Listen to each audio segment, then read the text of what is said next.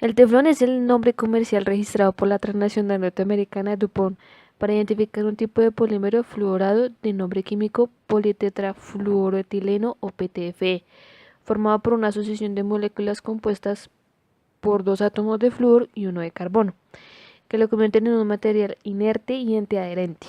La virtud principal de este material es que es prácticamente inerte, no reacciona con otras sustancias químicas excepto en situaciones muy especiales.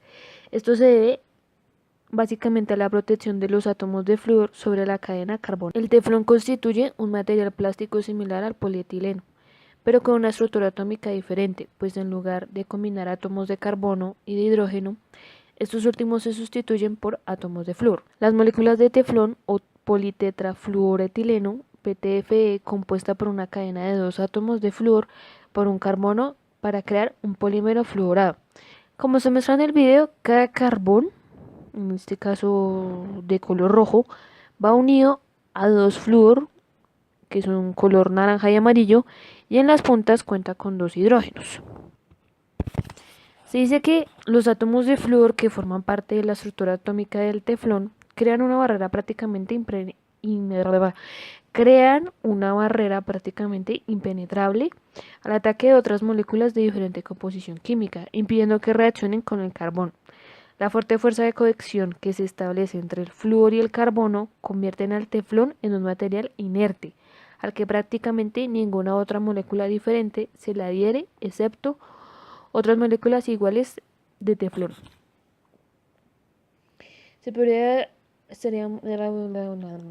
Esta es una representación gráfica de la estructura química fundamental de las moléculas de polietileno comparadas con las de teflón. Mentiras, no. Es una estructura de las moléculas de teflón, el politetrafluoro. Es una representación gráfica de la estructura de las moléculas de teflón, politetrafluoroetileno o PTFE. Es estructura de las moléculas de teflón. Representación gráfica de la estructura molecular. Representación gráfica de la estructura de las moléculas de teflón, politetrafluoroetileno,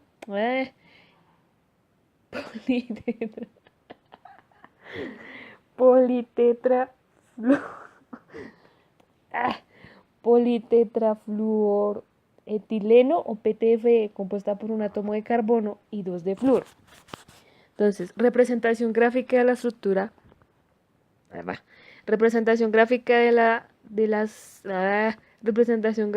estructura de las moléculas de teflón. Politetrafluoroetileno o PTFE, compuesto por un átomo de carbono y dos de flúor.